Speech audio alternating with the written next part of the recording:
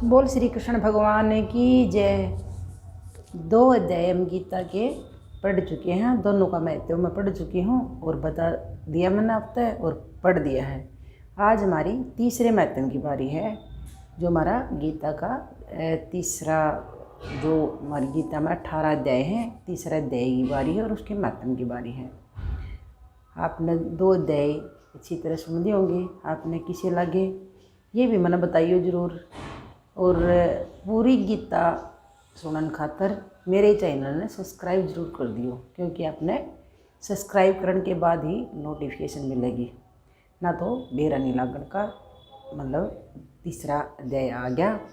तो वैसे मैं इस पर जैसे भाग नंबर 1 भाग नंबर 2 यूँ भी डाल दी रहूँगी, लेकिन फिर भी सब्सक्राइब जरूर कर दियो, आपने नोटिफिकेशन मिलती रहेगी। और आपने अच्छा लगा गीता का पाठ और मैंने कमेंट करके ज़रूर बताइए। तो हम तीसरा अध्याय गीता का शुरू करा और मैं अपने सुनाऊंगी। बोल श्री कृष्ण भगवान की जय। तीसरा अध्याय शुरू। अर्जुन ने श्री कृष्ण भगवान से प्रश्न किया, हे जनार्दन, हे केशव जी, यदि निर्वाण पद ब्रह्मा पद सबसे श्रेष्ठ हैं, तब घोर भयानक कर्म जो यह युद्ध है, इसमें मुझको क्या जोड़ते हो, क्यों लगाते हो? मिले हुए से वचन कहकर मेरी बुद्धि क्यों मोहते हो? कहाँ निर्वाण पद और कहाँ युद्ध? एक बात निश्चित कर कहो, जिससे मेरा कल्याण हो। अर्जुन के वचन को सुनकर श्री कृष्ण भगवान बोले, हे निष्पाप अर्जुन, पहले मैंने लोगों को ज्ञान योग कहा है, योग साथ जुड़ा रहना कहा है, कर्म योगियों को कर्मयोग कहा। हे अर्जुन, जो पुरुष कोई कर्म न करे, सर्व कर्म को त्याग दे और खाली बैठा कहे कि मैं निष्कर्मी सन्यासी हूँ, यह उसकी भूल है। वह न सन्यासी है न निष्कर्मी है। जो भी जितने भी देहधारी हैं वह अक्षर मात्र के लिए भी निष्कर्मी नहीं है। माता के गर्भ में आने से लेकर मरने पर्यंत सदा कर्म ही करता रहता है, निष्कर्म कभी नहीं रहता। दोहा, कर्म किए बिना निमस भर रहे न प्राणी कोई, प्रगति मूल अवश्य गुण कर्म करावे सोए। कोई भी प्राणी ऐसा नहीं है जो भी कर्म करे बिना नहीं रहता, क्योंकि प्रगति में आया है तो उसको प्रगति कर्म कुछ न कुछ करवाती रहेगी। यह माया की रची हुई जो देह है, इसके वश में नहीं, माया के वश में है। हे अर्जुन, ऐसे योगी बैरागी जो हैं, उनकी बात सुन, जो बाहर की इंद्रियों से संयम करके रोकते हैं और चौकड़ी मारकर बैठते हैं तथा मन में इंद्रियों के भोगों का चिंतन करते हैं कि वे मन को निश्चल भाव से मुझ में लगाए रहते हैं, वे इनसे भले और श्रेष्ठ हैं। हे अर्जुन, तू क्षत्रिय है, तू युद्ध करना तेरा धर्म है, इंद्रियों से युद्ध कर और मन का निश्चल चेता मेरे में रख। हे अर्जुन, कर्म किए बिना देह भी नहीं रहती, और क्या कहूँ, जगन्नाथ निमित्त क्रम से नेह कर्म निर्बंधन, लोक कर्मों में हट संदेह, जन्म जन्म भोगते हैं। हे अर्जुन, ये जो भगवान का रूप है, यह मैं हूँ। जो मेरे से अलग कर्म करते हैं वही बंधन में पड़ते हैं। इस कारण से कुंती पुत्र अर्जुन, मेरी आज्ञा मानकर तू कर्म कर और फल की इच्छा न कर। अब यज्ञ मार्ग में से जगत पुरुष भगवान का जो जान, तो वह सर्वयज्ञ करने की रचना योजना बनाई, यज्ञ की सामग्री भी उपजाई, तथा ब्रह्मा जी ने मनुष्य को यह आज्ञा दी, हे मनुष्य, इन यज्ञों की सामग्री महापुरुष भगवान को पूजो और साथ ही भगवान के जो अंग रूप देवता हैं उनको भी पूजो। तुम जो कुछ भी चाहोगे वे देवता तुम्हें मनवांछित फल देंगे। अतः मनुष्य देवताओं की पूजा करने लगे। मनुष्यों का कल्याण भी देवताओं से है। जो भजन कर ही प्राण लाए, पूजा देवता, एक मुकुट सकल पाप ही एक वचन कर्म है। यह अन होए पूजा कराई, भोजन ते मनुष्य पाप करे, नक्षत्रवाड़ी मर्तक के पाप आए भोगते। हे अर्जुन, देवताओं में मनुष्यों को मनवांछित फल देने की सामर्थ्य है और मनुष्य का कल्याण देवताओं से है। सो जो मनुष्य देवता को दिए बिना आप ही भोजन करता है, सो देवता का चोर कहता है। और जो मनुष्य मुझको भोग लगाकर मेरा प्रसाद जानकर अन्न भोजन करता है, सो सर्व उपाधि से युक्त है। और जिस प्राणी ने मुझे स्मरण किए बिना आप ही भोजन कर लिया है, सो प्राणी सर्व पापों को भोगता है। और पाप क्या है? ये सुनो, जो जीव खेती करते, चक्की ओखली या चूल्हे चिट से, बुहारी झाड़ू से, पैरों से चलते और सोते समय, इन समयों में जो जीवघात मुझे सिमरे, जीवघात, चिट्टी, कीड़े मकोड़े आदि का मारना होते हैं, उनका पाप उसके सिर होता है। जो मुझे सिमरे, स्मरण किए बिना आप ही भोजन करता है। अब हे अर्जुन, परमेश्वर के पूजने से संसार का जो कल्याण होता है सो सुन। सब शरीरधारी जो भूत प्राणी हैं उनकी उत्पत्ति अन्न से है। प्रथम यह पुरुष अन्न खाते हैं, उसे वीर्य होता है, और जो ये स्त्रियां अन्न खाती हैं उसे रज उपजता है। रज और वीर्य के संग से देह की उत्पत्ति होती है। इस प्रकार अन्न से देह की उत्पत्ति है, और अन्न की उत्पत्ति मेघ से होती है। मेघ यज्ञ करने से उत्पन्न होता है, और यज्ञ करने की विधि वेदों से जानी है, और वेद पार ब्रह्मा से उपजे हैं। इस कारण से सर्वव्यापक जो ब्रह्मा है वह नित्य ही यज्ञ करके पूजने योग्य है, जिसे पूजने से संसार का कल्याण होता है। जो मनुष्य ऐसे कल्याण रूप ब्रह्मा को नहीं पूजते, वो अपनी इंद्रियों के लिए रसोई करते हैं, उनका जीवन निष्फल है। अब जिनकी आत्मा प्रीति साथ लगी है, जो आत्मलोभी हैं और जो आत्मा के लाभ को पाकर तृप्त घाय रहे हैं, और जो आत्मा लाभ कर संतुष्ट हुए हैं, उनको कोई कर्म नहीं करना चाहिए। उनको किसी भले कर्म किए का फल नहीं, न किए से कुछ पाप भी नहीं, किए से कुछ पुण्य भी नहीं। जो प्राणी आत्मा के लोभी हैं, उनका संसार के मनुष्य के साथ कुछ प्रयोजन नहीं रहा। अब मैं फिर से कर्म के विषय में बताता हूँ। यह सुन, जो भले कर्म है, स्नान आदि से लेकर कर्म नहीं त्यागना चाहिए। जो सत्कर्म करे और फल की भी इच्छा न करे, वे पुरुष इन सत्कर्मों के मार्ग से पार ब्रह्मा को प्राप्त करते हैं। हे अर्जुन, सत्कर्म स्नान से लेकर इन सत्कर्मों को करते करते राजा विधेयी आदि से लेकर बहुत से मनुष्य सिद्धि अवस्था को प्राप्त हुए हैं, तो भी लोगों के कल्याण के निमित्त कर्म करते ही रहते हैं। श्रेष्ठ मनुष्य जो कर्म करते हैं, दूसरे मनुष्य भी नहीं उन्हें देकर कर्म करते हैं। इसी कारण महानुभाव विधेय अवस्था को प्राप्त होने पर भी सत्कर्म नहीं त्यागते, क्योंकि और लोगों को सिद्ध अवस्था प्राप्त नहीं हुई। यदि सत्कर्मों का त्याग करेंगे तो दूसरे लोगों के सब कर्म भ्रष्ट हो जाएंगे। मनुष्य, पशु, पक्षी जून की भांति होवेंगे। इसी कारण से महानुभाव कर्म करते रहते हैं। हे अर्जुन, मुझको देख, तीनों लोकों में मेरे लिए किसी कर्म का प्रयोजन है। मैं सत्कर्म करूं तो कोई पुण्य ना होगा, और न करूं तो कोई पाप भी नहीं लगेगा। पर मैं भी लोगों के कल्याण के लिए स्नान, गायत्री, संध्या और तर्पणादि करता हूँ, और ब्राह्मणों को गो की तथा माता पिता की सेवा करता हूँ। इसके अतिरिक्त और भी शुभ कर्म करता हूँ, केवल इसलिए कि लोग भी सत्कर्म करें। पर यदि मैं आलस करके सत्कर्मों का त्याग कर बैठूं, तो मुझे देख दूसरे लोग भी सत्कर्मों का त्याग कर बैठेंगे।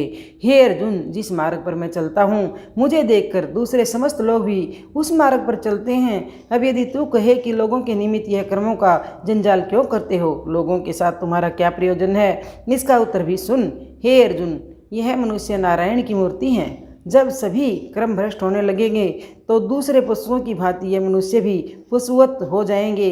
इस प्रकार पूजा की हानि होने से मेरी अपनी भी हानि होगी। इसलिए मैं अपनी प्रजा के कल्याण के लिए सत्कर्म करता हूँ। मेरा कोई और प्रयोजन नहीं है, जिस कारण से मैं सत्कर्म करता रहूँ। हे अर्जुन, विवेकी पुरुष को भले ही वह सिद्ध अवस्था को प्राप्त हो जावे, तो भी उसे चाहिए कि लोगों के कल्याण के निमित्त सत्कर्मों का त्याग न करे और अपनी बुद्धि से सिद्ध अवस्था को प्राप्त हुए, और संसारी लोगों को इसका भेद न होने दे, तथा लोगों से यह भी न कहे कि सत्कर्मों के करने से कुछ लाभ नहीं। सत्कर्मों की निंदा न करें, क्योंकि सभी लोग तो सिद्ध अवस्था को प्राप्त हुए नहीं हैं। यदि वे सत्कर्मों का त्याग कर देंगे तो कर्म भ्रष्ट हो जाएंगे। अतः जो प्राणी सिद्ध अवस्था को प्राप्त हुए हैं, वे संसारी लोगों को सत्कर्मों से भ्रष्ट न करें। यह मेरी आज्ञा है। सिद्ध को भी सत्कर्म करने चाहिए। जिन पुरुषों के भले बुरे कर्म होते हैं, सो यह देह, इंद्रियों और मन माया प्रकृति से उत्पन्न हुए हैं। जैसे जैसे इनके स्वभाव हैं, वैसा वैसा कार्य इनसे होता है। आत्मा साक्षीभूत है, या करता है, गुणों से भरते हैं। इतना समझ कर हे अर्जुन, तू न्यारे का न्यारा रहे। अब आगे सुन। भाव अभावी कर्म कर राखे हरि प्रभु चित्त, उष्ण शीत व्यापे नहीं कारण करते कित। आत्मा है सर्वत्र में घट घट भोगी आप, सब में अधिकारी प्रभु तिस की हो तू जाप। मन राखुर चरणाविंद त्यागी आसित रित, ओ अचित देखो दृष्ट निर्वांसन प्रभु कीत, चरण कमल मन में बसे इच्छा त्रिहु न कोय, चिंता ममता त्याग कर बुद्धि सफल होय। बोलो श्री कृष्ण भगवान की जय। जनक जैसे राजाओं ने केवल नियत कर्मों के करने से ही सिद्धि प्राप्त की, इसलिए सामान्य जन को शिक्षित करने के लिए तुम्हें ज्ञानी को भी कर्म करना चाहिए। अर्थात लोग तो कर्म करेंगे ही, वे अनुकरण करके कर्म करते हैं, वे तुम्हारा अनुकरण करेंगे। तुम शास्त्रविद कर्म नहीं करोगे तो तुम्हारा अनुकरण करने वालों का कर्म भी शास्त्र विरुद्ध हो जाएगा। हे अर्जुन, तू अपने सभी कर्म मुझको अर्पण कर दे। जितने भी देहधारी आत्मा हैं उन सब का ठाकुर प्रभु मैं हूँ। इस कारण से मेरा नाम अध्यात्म अर्थात सब आत्मा का अधिकारी है, ऐसा ईश्वर जो कि मैं हूँ। अतः तुम मन का निश्चल चेता मेरे में रख और निराश न हो, किसी फल की आशा न कर और चिंता ममता को त्याग कर युद्ध कर। यह मार्ग जो मैंने तुमसे कहा है सो मेरे मार्ग को श्रद्धा से मन में रखकर मुझको निरंशय की ही आ मिलेगा। और जो प्राणी मेरे इस मार्ग को नहीं मानते और निंदा करते हैं वे सब के सब अज्ञानी, अंध, मत, मूढ़ और मूर्ख हैं। आगे सुन। जैसे प्रकृति को जीव माया ने उत्पन्न किया है वैसे ही उससे कर्म होता है। सभी भूत प्राणी स्वभाव के वश में हैं, अपने वश नहीं है। इस बात को समझकर न किसी को भला कहिए न बुरा, और कोई भला करे कोई सबका साक्षीभूत होकर संसार का कौतुक देख सदा आत्मपद में लीन रहे। अब अर्जुन आगे सुन। यह असाध्य रूप जो इंद्रियां हैं तू इनके भोगों की ओर मत जा, यह हर्ष शोक को देती हैं। और जैसे बाट मारने हारे चोर होते हैं वैसे ही मेरे मार्ग के मारे हारी बाधा उत्पन्न करने वाली इंद्रियां चोर हैं। तो इनके भोगों की ओर मत जा। श्री कृष्ण भगवान के वचन सुनकर अर्जुन बोले, हे यादवों के पति श्री कृष्ण भगवान जी, इस बात को सभी मनुष्य जानते हैं कि आप किए से दुख मिलता है। प्रभु जी, मनुष्य से यह पाप कर्म कौन कराता है? कृपया कर मुझे ये बताएं। हे अर्जुन, श्री कृष्ण भगवान बोले, काम और क्रोध की उत्पत्ति रजोगुण से होती है। इनका हार भी बहुत है, ये कभी तृप्त नहीं होते और यह पाप रूप है। मनुष्य के शत्रु हैं, ये दोनों को बांध कर पाप कराते हैं। ये सुनकर अर्जुन ने कहा, हे भगवान, मुझे विस्तार पूर्वक इनके विषय में बताएं कि इनका जन्म किस प्रकार होता है और जन्म लेकर ये बड़े किस प्रकार होते हैं। इनका आत्मा कौन है और इनका आचार कैसा है। तब श्री कृष्ण भगवान ने कहा, हे अर्जुन, सूक्ष्म पुत्र है और देह इंद्रिय था, मन में इनका निवास है। सूक्ष्म रूप धारण कर यह देह विषय आ गए हैं। यह है खाने से, उत्तम सुगंधी के सूंघने से और भले वस्त्र पहनने से काम की उत्पत्ति होती है। अहंकार और अभिमान करने से क्रोध की उत्पत्ति होती है। हे अर्जुन, यह बड़े दुष्ट हैं। अब इनकी करतूत सुन। पहले हर्ष प्रसन्नता से काम उपजा, तब अपनी स्त्री का संग किया। जब वीर्य गिरा तब मर्तक की भांति चिंता तुर होकर गिर पड़ा और सो गया। फिर संतान हुई, जिसके मोह में अंधा हुआ, जन्म मरण का अधिकारी हुआ। यह अपनी स्त्री के संग का फल है। और कदाचित पर नारी के साथ प्रीत या संग किया, किसी दूसरे पुरुष ने देखा तो भी खराबी राजा के हाथ लगा तो वह दंड देता है, धन छीन लेता है और कैद में डाल देता है, राजदंड भरना पड़ा। इस प्रकार उसका परलोक भी बिगड़ गया और कुछ भी बाकी न बचा। यह तो काम की करतूत कही। अब हे अर्जुन, क्रोध के लक्षण और करतूत सुन।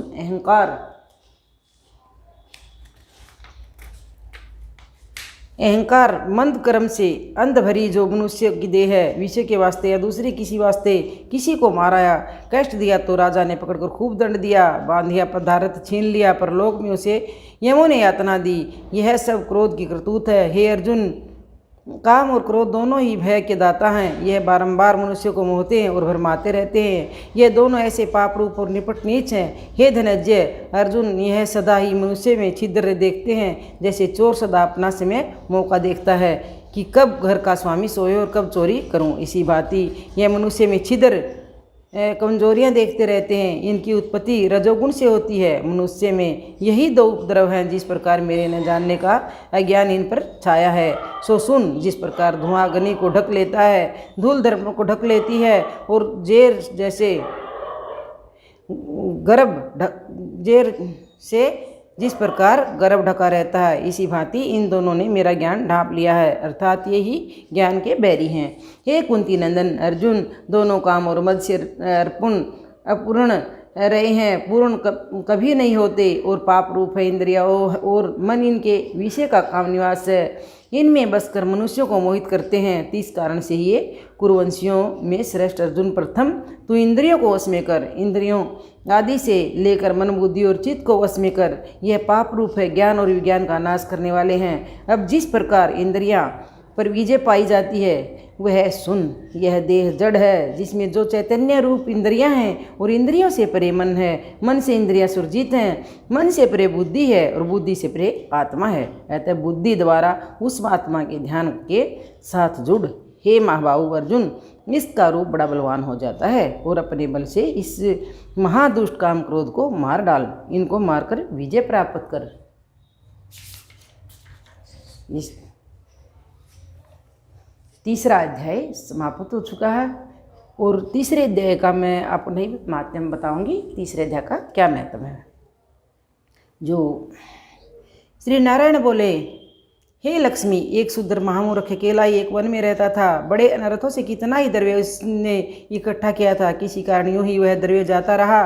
द्रव्य के जाने से वह शूद्र बहुत चिंतित रहता और लोगों से पूछता, कोई ऐसा क्रम बतलाओ जिससे यह पृथ्वी में द्रव्य हो, मैं निकाल लूँ, फिर से वह द्रव्य मेरे हाथ आवे। किसी से कहता था, कोई अंजन बताओ जिसे नेत्र में लगाकर पृथ्वी का सकल पदार्थ निकाल लूँ। किसी ने कह दिया कि मांस मदिरा खाया पिया कर। वह वही खोटा कर्म करने लगा, चोरी चकारी करने लगा। एक दिन धन की लालसा से चोरी करने गया तो रास्ते में चोरों ने मार दिया। मरकर उसने प्रेत योनि पाई। वह एक वट वृक्ष के पर रहा करता था और बड़ा दुखी था, हाय हाय कर उदनो विलाप करता था, हाहाकार करता रहता था। कोई ऐसा भी होवे मेरे कुल में जो मुझे इस अधम देह से छुड़ावे। ऐसे हाहाकार करते करते बहुत दिन बीत गए। इतने में उस शूद्र की स्त्री से एक पुत्र जन्मा। उसका पुत्र बड़ा हुआ तो एक दिन अपनी माता से उसने पूछा, मेरे पिता क्या व्यापार करते हैं था और उसका देहांत किस प्रकार हुआ था। उसकी माता ने कहा, बेटा, तेरे पिता एक दिन वन को गए थे, किसी का धन चुरा लाए। तब मार्ग में चोरों ने उसे मार डाला। तब पुत्र ने पूछा, हे माता, उसकी गति कराई थी? तब माता ने कहा, नहीं। तब पुत्र ने कहा, हे माता, उसकी गति करानी चाहिए। माता ने स्वीकृति दे दी। तब वह पंडितों से पूछने गया, जाकर प्रार्थना की, हे स्वामी, मेरा पिता एक वन में जाकर किसी के हाथों मारा गया था, इसका उपाय कृपया करके जिसे उसका उद्धार होए। तब पंडितों ने कहा, तू गया जी जाकर उसकी गति करा, तब तेरे पितरों का उद्धार होगा। तब उसने आज्ञा मानकर माता की आज्ञा लेकर गया जी को गमन किया। प्रयागराज के दर्शन स्नान करके फिर आगे चला। रास्ते में एक वृक्ष के नीचे सुस्ताने बैठ गया। वहाँ से उसको बड़ा भय प्राप्त हुआ। वह वही वृक्ष था जहाँ उसका पिता प्रेत योनि में रहता था। उसी जगह चोरों ने उसको मारा था। तब उस बालक ने अपना गुरु मंत्र पढ़ा। उसका एक और नियम था कि वह एक अध्याय श्री गीता जी का भी नित्य पाठ किया करता था। उस दिन उसने उस वृक्ष के नीचे बैठकर श्री गीता जी के तीसरे अध्याय का पाठ किया। उसके पिता ने प्रेत की योनि से उससे सुना कि उसकी प्रेत देह छूट गई और देव पाई। स्वर्ग से विमान आए। वह विमान पर चढ़कर उसके सामने आया था तथा आशीर्वाद देकर कहा, हे पुत्र, मैं तेरा पिता हूँ जो मरकर प्रेत हुआ था। तेरे इस पाठ के श्रवण करने से मैं प्रेत योनि से त्याग देव देही पाई है। अब मेरा उद्धार हुआ है। तेरी कृपया से मैं स्वर्ग को जाता हूँ। अब तो गया जी जाए तो अपनी खुशी है। जा, मेरा उद्धार हो गया है। वहाँ जाके भी मेरा उद्धार ही करना था। जो पाठ तूने मुझे सुनाया है इसी से मेरा कल्याण हुआ है। इतना सुनकर पुत्र ने कहा, हे पिताजी, कुछ और आज्ञा करो जो मैं आपकी सेवा कर सकूं। तब उस देवदेही ने कहा, हे पुत्र, मेरे 7 पीढ़ियों तक के पितर नरक में पड़े हैं। वे सब बड़े दुखी हैं। अब तुम गीता जी के तीसरे अध्याय का पाठ करके उनको फल दे, जिससे वह इस दुख में से मुक्ति पावें। वह तेरे बड़े हैं, नरक से निकालकर स्वर्ग में पहुँचेंगे। इतना वचन कहकर वह देह पाकर स्वर्ग को चला गया। तब उस बालक ने वहाँ तीसरे अध्याय का पाठ किया और जब पितरों को पुण्य देकर बैकुंठ गामी किया, तब राजा धर्मराज के पास यमदूत ने जाकर कहा, हे राजा जी, नरक में तो बहुत से लोग नहीं हैं, वहाँ तो उजाड़ पड़ी है। जो कई जन्मों के पाप कर्मी थे उनको विमान पर बैठा कर श्री ठाकुर जी के दूत ले गए हैं। इतना सुनते ही धर्मराज उठकर श्री नारायण के पास गए, जहाँ पाताल में शेषनाग की सैया पर श्री नारायण जी विराजमान थे और लक्ष्मी जी चरण दबा रही थी। वहाँ जा धर्मराज ने दंडवत पर कर और हाथ जोड़कर कहा, हे त्रिलोकीनाथ श्री महाराज जी, जो जीव जन्म जन्मांतर के पापी थे उनको आपके दूत विमान पर चढ़ाकर ले गए हैं, वैकुंठ को ले गए हैं। तब नरकों के भोगने का दंड किसका देवे, किस प्रकार दंड दिया जावे। तब श्री नारायण ने बहुत प्रसन्न होकर कहा, हे धर्मराज, तू दुखी मत हो, तू अपने मन में कुछ बुरा मान, मैं तुझे एक वृत्तांत कहता हूँ, श्रवण कर। यह जीव पापी थे, इनका कोई पिछला धर्म उदय हुआ है, उस अपने धर्म से कई महापापी वैकुंठ को गए हैं। और ये एक आज्ञा तुझे देता हूँ, जो जीव श्री गीता जी का पाठ करे अथवा श्रवण करे या कोई किसी को पाठ किए का फल दान करे, उन जीवों को तू कभी नरक न देना, तुझको मेरी आज्ञा है, ये बात सत्य कर निश्चय से याद रख। इतना सुनकर धर्मराज अपनी पूरी को सिधारे आकर अपने दूतों को बुलाकर कहा, हे यमदूतों, जो प्राणी श्री गीता जी का पाठ श्रवण करें या पाठ किए हुए का किसी को पुण्य देवें, उस प्राणी को तुम कभी नरक में मत डालना। गीता जी के पाठ अथवा श्रवण किए से पापी जीव भी वैकुंठ को प्राप्त होंगे। जो जीव गीता जी का पाठ करेंगे, श्रवण करें, उसका फल कहाँ तक कहें, कहने में नहीं आ सकता। तब श्री नारायण जी ने कहा, हे लक्ष्मी, यह तीसरे अध्याय का फल मैंने तेरे को कहा है, जो तूने सुना है। बोलो श्री कृष्ण भगवान की जय। तीसरे अध्याय का माध्यम भी समाप्त। और आपने बड़े ध्यान से सुना होगा। और आपने अगर अच्छा लग गया है तो चैनल ने सब्सक्राइब कर दियो, क्योंकि आपने आगे खातर नोटिफिकेशन मिलती रहेगी। क्योंकि मैं पूरी गीता 18 अध्याय है जिसमें पूरा वृत्तांत आपने सुनाऊंगी। धन्यवाद।